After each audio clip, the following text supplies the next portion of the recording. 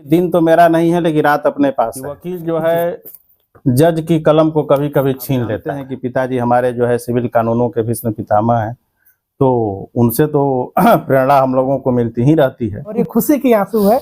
कैसे कब लगा कि हमको न्यायाधीश बनना चाहिए? प्रैक्टिस के क्रम में पिताजी से और कहे तो आपके सीनियर से डर रहता है कि क्या पूछा जाएगा, मैं बता पाऊंगा नहीं बता पाऊंगा, इंग्लिश में पूछेंगे हिंदी में पूछेंगे, कि जो होगा सो देख लिया जाएगा कंट्रोल और से पॉल इज वेल, कुछ भी पूछ लो कोई दिक्कत नहीं है, कोई फेयर नहीं, बंदा हाजिर हाजिर।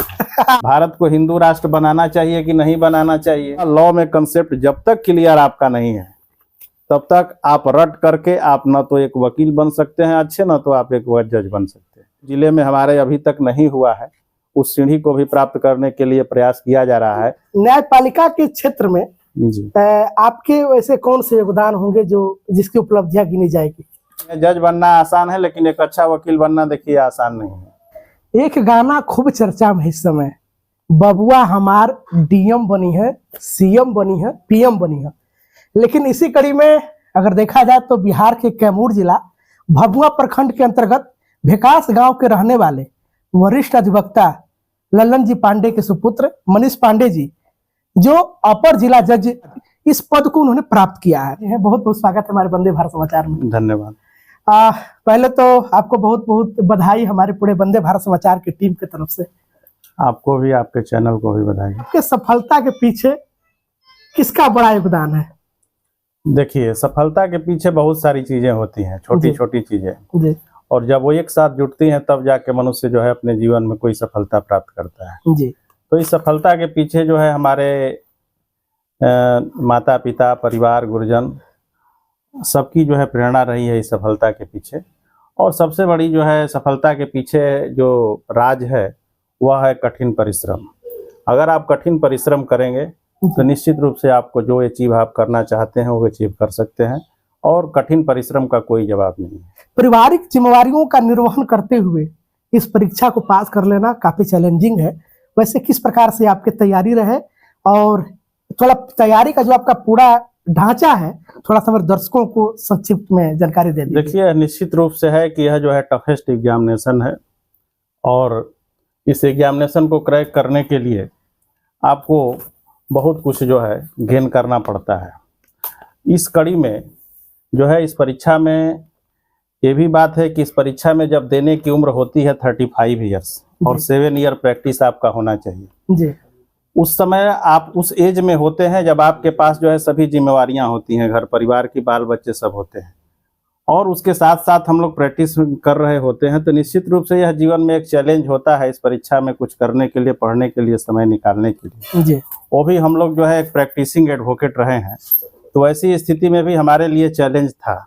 लेकिन उसी चैलेंज में हम लोगों ने इस चैलेंज को भी स्वीकार किया इस रूप में कि इसके लिए भी कुछ समय निकाल करके, क्योंकि दिन तो मेरा नहीं है लेकिन रात अपने पास है जी, तो इसको हमने जो है उसके लिए समय अलग से 2-3 घंटा 4 घंटा का रात में निकाला, और उसके तहत जो है हमने तैयारी को जो है इसके साथ साथ जो है उसकी तैयारी अलग से किया जाए जी। बिल्कुल, कहा जाता है ना कि रख हौसला वो मंजर भी आएगा, रख हौसला वो मंजर भी आएगा, प्यासे के पास चलकर समंदर भी आएगा, न थक हार कर बैठ ये मंजिल के मुसाफिर, वो मंजिल भी मिलेगी और जीने का मजा भी आएगा। ठीक है, परिश्रम, हर कार्य में परिश्रम होता है, और परिश्रम की बदौलत आपको ये पद प्राप्त हुआ। इस परिश्रम को देखते हुए, ये उपलब्धि को देखते हुए वंदे भारत समाचार भी आज कैमूर के कोहनूर से नवाजा है। एक तरफ से वकालत, एक तरफ से तैयारी, उसी में कुछ वकालत में भी कुछ उपलब्धियां हासिल करनी होती है। वैसे कौन सी उपलब्धियां आपको हाथ लगी जब आप वकालत कर रहे थे, जब आप केस क्लाइंट को जितवाने में लगे थे? तो वैसे में आपके कुछ ऐसी उपलब्धियां हमें बता दीजिए कि जो काफी टफ लग रहे थे और आप उसको हासिल करने का काम किया। जैसा कि हम लोग बहुत पहले सुना करते थे कि वकील जो है जज की कलम को कभी कभी छीन लेता है, यह सुना जाता है जी। तो ऐसा भी मैंने अपने प्रैक्टिस के दौरान कुछ केस में ऐसा किया जिसको कहा जाएगा कि 4th स्टेज कैंसर था और उसका कोई क्योर नहीं है, लेकिन वैसे क्योर को भी मैंने 1-2 केस में ऐसा किया है जिससे मैंने यह साबित किया कि न्यायाधीश को कलम को वास्तव में हम लोग छीन सकते हैं, ये हमारी ताकत है। वैसा ही 1-2 केस मैंने जो है 2 केस अपने जीवन में इस तरह का हमने जो है वो किया है, जिसमें हम लोगों को जो है अंततः सफलता भी मिली और हमने यह साबित किया कि निश्चित रूप से हम लोग जो है ऐसा करके कुछ अलग कर सकते हैं और किया भी हमने जो है। उसमें आप योगदान किसका मानते हैं आप? योगदान अपने न्यायिक समझ की मानते हैं, अपने जो है अंडरस्टैंडिंग का मानते हैं। उसके तहत हमने समझा कि नहीं, इसको हम लोग कैसे क्या कर सकते हैं, उसके तहत हमने जो है उस पहलू को। और बाकी हमारे तो आप जानते हैं कि पिताजी हमारे जो है सिविल कानूनों के भीष्म पितामह हैं, तो उनसे तो प्रेरणा हम लोगों को मिलती ही रहती है। जी तो उनसे प्रेरणा हम लोग लेते रहते हैं कि आगे कैसे कैसे क्या कर सकते हैं। जी बिल्कुल, ये कहना नहीं गलत होगा कि भीष्म पितामह को। आप तो वकील थे, लेकिन वकील के कड़ी में न्यायाधीश बनने की प्रेरणा कहाँ से आपको मिली? देखिए कैसे कब लगा कि हमको न्यायाधीश बनना चाहिए? देखिए, हमको तब लगा जबकि हम लोग एज ए वकील न्याय दिलाने का काम करते हैं, लेकिन मुझे लगा जब न्यायालय में कि कब कि किसी मामले में जब मुझे लगता था कि हम लोग 20 बार एक बात को कहते हैं और ऊपर बैठा हुआ जो न्यायाधीश है सुन नहीं रहा है, मुझे यह लगता था कि मैं भी एक बार करके ऐसा देखूं कि मैं वहां बैठता हूं तो क्या मैं भी 20 बार किसी को सुनूंगा कि मुझे सुन करके मैं उसका कुछ कर सकता हूं। तो एक बार न्याय देकर के वहां भी जाकर के मैं देखूं कि क्या यह सही में वैसी बात है या कुछ और अलग हम लोग कर सकते हैं। इसलिए उसे देखने के लिए ही मैंने जो है इस फील्ड को चुना कि वहां भी जाके देखेंगे क्या हम लोग दिलाने का काम कर सकते हैं तो देने का भी काम कर सकते हैं कि नहीं कर जब आप प्रैक्टिस कर रहे थे, प्रैक्टिस के क्रम में पिताजी से और कहें तो आपके सीनियर से डांट भी पड़ी है क्या? तो देखिए, जब आप अच्छे सिस्टम में रहेंगे जी और अच्छी सीट के पास अच्छे सीनियर्स के पास होंगे, पिताजी का होना एक अलग बात है, पिताजी न भी हों जहां हम लोग जिस सीनियर के पास रहें, वहां अगर एक डिसिप्लिन है और उस डिसिप्लिन को अगर आप मेंटेन नहीं करते हैं तो निश्चित रूप से जो है वो डांट तो पड़ना स्वाभाविक है। चाहे हमारे यहाँ जो काम करने वाले हमारे जूनियर हों, चाहे हमारे मुंशी हों, चाहे हमारे अदर्स जितने भी हम लोगों के कलीग हैं, जी सबको डांट सुनना पड़ेगा। और हमारी व्यवस्था जो है एक अनुशासित व्यवस्था है, ईमानदारी वाली व्यवस्था है, तो उसमें तो निश्चित रूप से हम लोग गलती करेंगे तो रोज सुनते हैं और सुनना भी चाहिए अच्छा बनने के लिए, जी तो सुना करते थे हम। अच्छा बिल्कुल, कभी ये माइंड में चला करता था क्या कि पिताजी वकील है तो मैं भी वकील बनूंगा, या फिर आपकी कहीं और मनसा थी, कुछ और एम था और आप केवल देख कर किया, या फिर आपकी खुद की इच्छा थी वकालत में आने? देखिए, शुरू से तो ऐसा कुछ नहीं था जी लेकिन बाद में ग्रेजुएशन करने के बाद और जब हमारे यहाँ जो है क्लाइंट्स, आप जानते हैं कि सिविल केस हम लोग ज़्यादा देखते हैं, क्रिमिनल का कोई केस मेरे पास नहीं है। जी और जब क्लाइंट्स यहाँ बैठते थे आकर के तो मुझे यह लगता था कि क्या ये जो गरीब हैं, बेचारे पीड़ित हैं, यहाँ जो है फटे दबे कुचले जो है पहन करके आके बैठे हुए हैं, तो क्या इनके लिए हमको लगता है कि इस क्षेत्र में हम लोग आएंगे तो हम लोग इनकी ज़्यादा मदद कर सकते हैं। किसी और नौकरी में जाएं, कहीं कुछ करें तो वहाँ हम इनको डायरेक्ट बेनिफिट नहीं पहुँचा सकते, यहाँ एज ए वकील बन करके समाज में हम ज़्यादा रोल प्ले कर सकते हैं, जी इसलिए इंस्पायर्ड हुए हम ज़्यादा।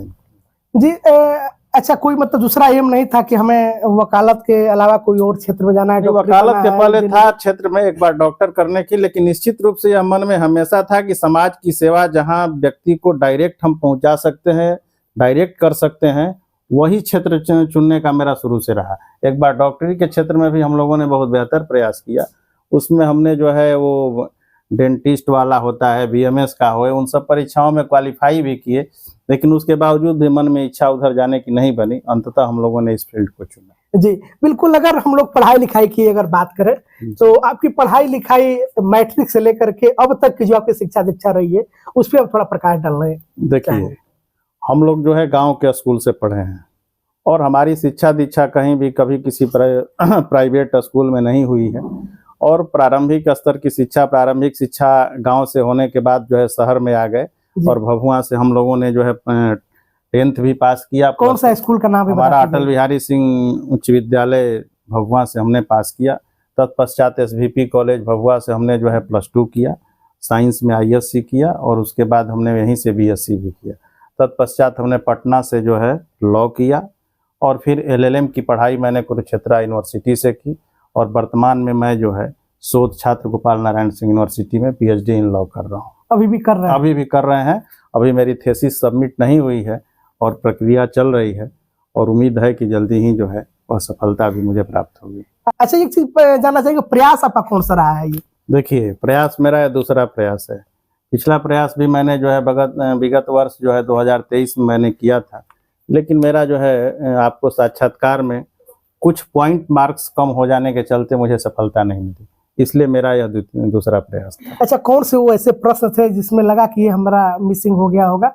कुछ किस प्रकार से लिए जाते हैं जो जज बनते हैं, जज लोगों का जो इंटरव्यू जो सेशन होता है किस प्रकार से होता है, थोड़ा सा अनुभव साझा करना चाहेंगे? जी, और कुछ प्रश्न जो जजेस का जो इंटरव्यू होता है, खासकर हायर जुडिशियल सर्विस का, चूंकि मैं उसमें अटेम्प्ट किया हूँ क्वालिफाई, तो मुझे उसका जानकारी है। खासकर मुझे सिविल जज के बारे में नहीं जानकारी कि उनका इंटरव्यू पैनल क्या होता है, उनका कैसे होता है। तो इसमें पहले तो है कि जो हमारे माननीय न्यायमूर्ति होते हैं वही इस इंटरव्यू बोर्ड में शामिल होते हैं, और हमारे जो हाई कोर्ट के सीनियर मोस्ट जजेज होते हैं उनका एक पैनल होता है, 3, 5, 7 जो भी बने पैनल, उसके अनुसार एक पैनल बनता है, और वही पैनल जो है हम लोगों का इंटरव्यू जो है उन्हीं के समक्ष होता है। अब उनके समक्ष इंटरव्यू के लिए एक बहुत बड़ा फियर आपके सामने रहता है उस समय। जब आप वो एक बंद कमरे में होते हैं, जब आप बाहर होते हैं, आपके अंदर बहुत सारी हलचल होती है, मन में फियर रहता है कि क्या पूछा जाएगा, मैं बता पाऊंगा नहीं बता पाऊंगा, इंग्लिश में पूछेंगे, हिंदी में पूछेंगे, क्या पूछेंगे, एक निश्चित रूप से फियर रहता है। इंग्लिश का भी डर रहता है क्या? इंग्लिश का भी एक डर रहता है, क्योंकि हायर जुडिशियल सर्विस जो है कंप्लीट रूप से जो हमारे ऑनरेबल जजेज होते हैं वो जो है निश्चित रूप से वो 24 घंटे उनका घर का क्रियाकलाप से लेकर के और न्यायपालिका का लेकर के सब कुछ अंग्रेजी में ही होते रहता है। इसलिए एक फियर जो ग्रामीण पृष्ठभूमि से लड़के गए हैं, सरकारी स्कूल से पढ़कर गए हैं, उनके मन में एक भावना होती रहती है ये कि वहाँ मुझे अंग्रेजी में फेस करना पड़ेगा, हो अंग्रेजी हम जानते हैं नहीं जानते हैं, हो सकता है मुझे कह दें कि आपको अंग्रेजी आता नहीं है। तो ये सब सारे फेयर होते हैं। लेकिन मैंने ये देखा कि जैसे ही हम लोग जो है अपने आत्मविश्वास के साथ अंदर गए, और एक बार मन में आप सोच लीजिए कि जो होगा सो देख लिया जाएगा, कंट्रोल ओर से ऑल इज वेल। तो यह जब सोच करके आप अंदर प्रवेश करेंगे तो निश्चित रूप से एक कॉन्फिडेंस लेवल डेवलप होता है, और जब कॉन्फिडेंस लेवल आपके अंदर डेवलप होगा तो सामने वाले को आप यही समझेंगे कि तुम कुछ भी पूछ लो, कोई दिक्कत नहीं है, कोई फेयर नहीं, बंदा हाजिर बंदा हाजिर है करने के लिए। एक चीज, कुछ प्रश्न भी शेयर करना चाहिए क्या? कुछ प्रश्न याद है जो आपसे पूछे गए थे? देखिए, हिंदी पूछे गए कि इंग्लिश में पूछे गए थे? देखिए, इंग्लिश में हमारे जो 3 जजेस थे, सीनियर मोस्ट जजेज, उसमें हमारे जो चीफ हैं वो जो है केरला से बिलोंग करते हैं जी, और recently now become supreme court जज अभी रिसेंटली बने हैं, डॉक्टर के विनोद चंद्र। तो बिल्कुल हिंदी नहीं जानते हैं जी। तो उनके प्रश्न जितने भी हुए वो सभी प्रश्न जो है अंग्रेजी में हुए जी। बाकी जो यहाँ के हमारे जज थे उनके प्रश्न हिंदी अंग्रेजी दोनों में होते थे। लेकिन एक बहुत बढ़िया माहौल क्रिएट किया गया उन लोगों के द्वारा कि जैसे ही हम लोग इंटर किए, कहा गया कि there is no any language bar, आप जिस लैंग्वेज में अपने आप को कंफर्टेबल समझते हो उस लैंग्वेज में आप जो है अपनी बात कह सकते हो, हम समझ सकते हैं, कोई दिक्कत नहीं है। ऐसा सुनने के बाद एक बार और मन में आया कि और आत्मविश्वास बढ़ा, कोई बात नहीं, हम लोग अपनी बात को जैसे चाहे वैसे अपनी बात को रख सकते हैं जी। तो कुछ प्रश्न सजा करना चाहेंगे? देखिए, प्रश्न यह है कि अब उसमें बहुत सारे जो लीगल प्रश्न ही पूछे जाते हैं जी। तो लॉ के तो बहुत सारे प्रश्न पूछे गए, बाकी आपके जीवन से भी जो है प्रश्न पूछे जाते हैं जी। जैसे आपने पूछा कि कहाँ से पढ़ाई की, वहां भी ये सब प्रश्न पहले पूछे जाते हैं। फिर पूछा जाता है कि जो है पूछा गया, यह प्रश्न पूछा गया कि जुडिशियरी तो करप्ट हो गई है, तो क्या आप करेंगे जी?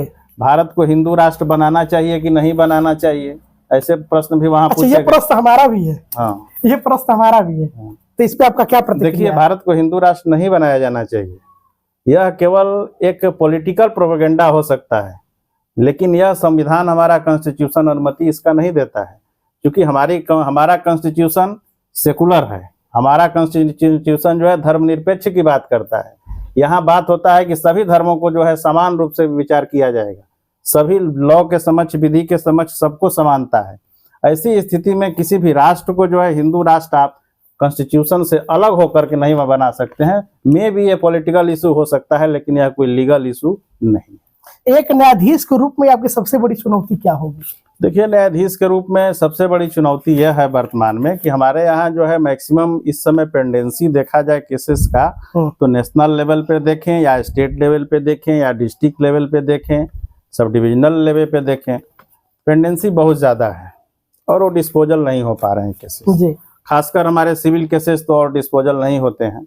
तो वहाँ हमारे लिए चुनौती यही होगा कि क्या उनको कैसे हम लोग एक्सपेडाइट कर सकते हैं और कैसे उनको जो है शीघ्रता से निष्पादित कर सकते हैं। ये सबसे बड़ी चुनौती है जो है आज के समय में न्यायपालिका में। जी, घर पे जब बैठ के जब पढ़ रहे थे तो उस समय आप किसको फॉलो कर रहे थे, किसको सुन रहे थे? क्योंकि हमारे दर्शक भी जो लोग तैयारी करना चाहते देखिए, कहावत है कि लायंस वॉक एलोन, ठीक है, लायंस किसी का वेट नहीं करता है।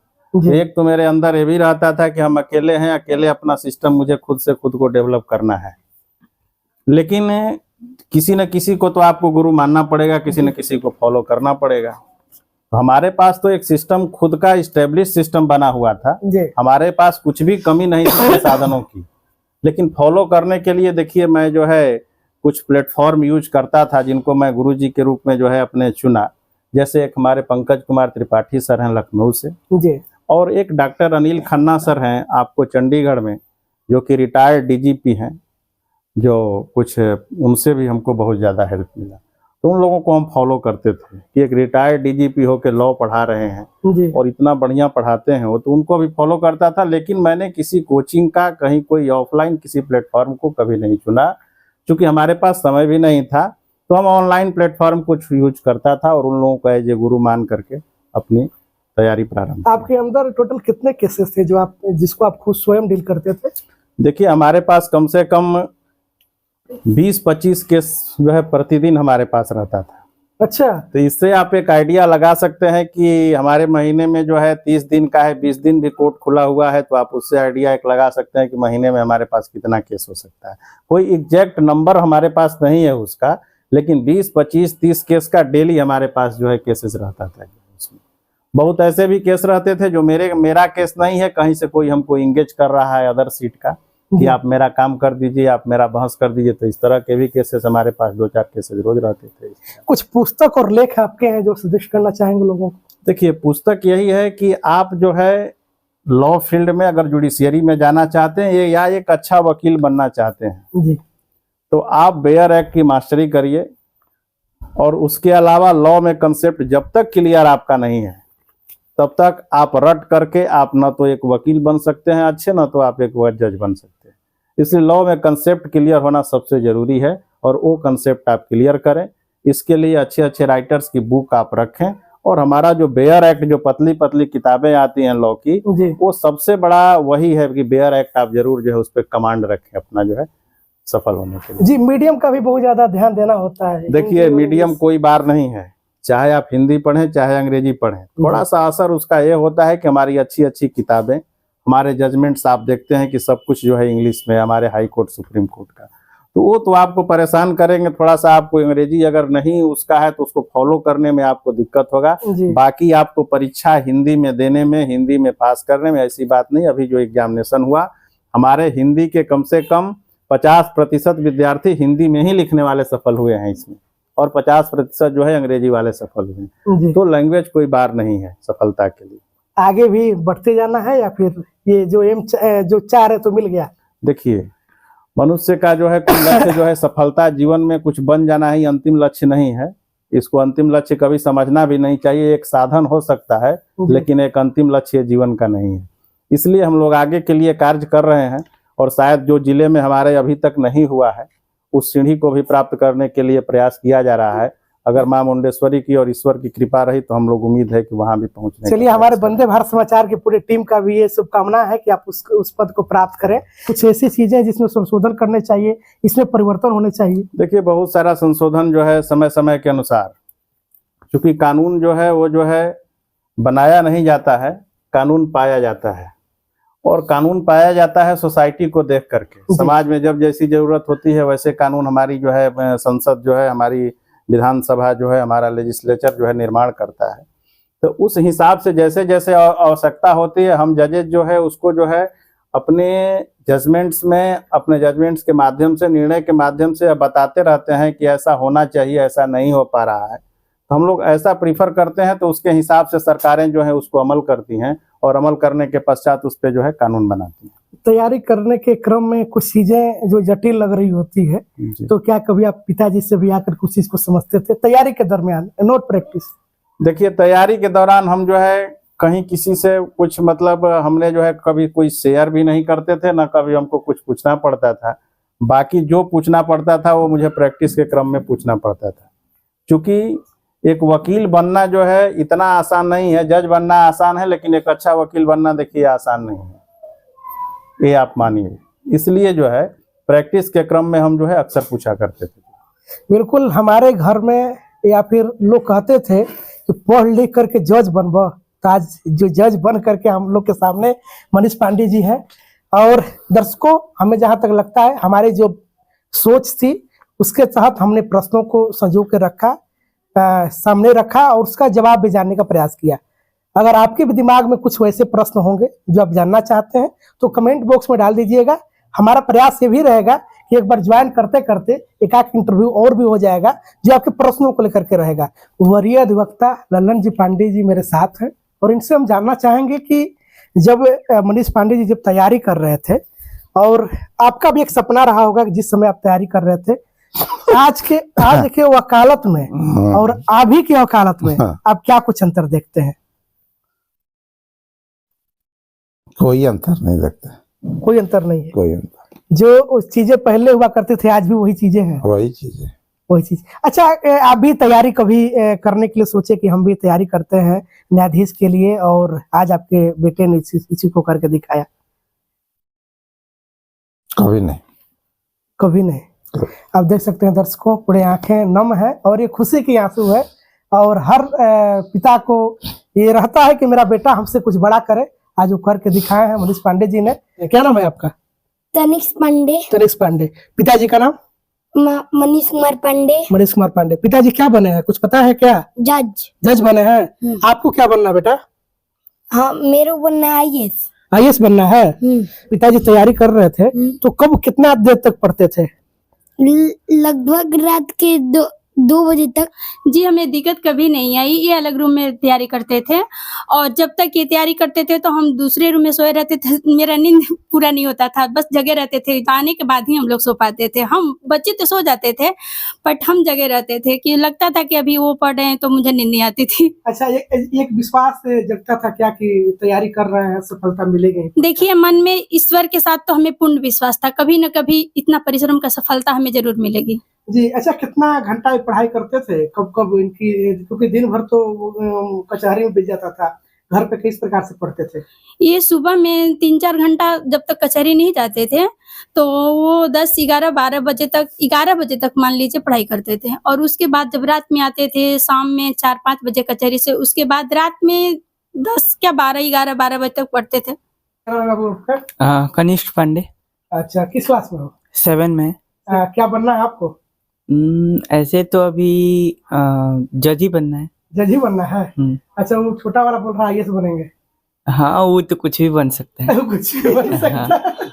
वैसे दीजिए इजाजत, मिलते हैं फिर किसी नेक्स्ट वीडियो में। तब तक के लिए बहुत बहुत धन्यवाद। देखते रहिए वंदे भारत समाचार।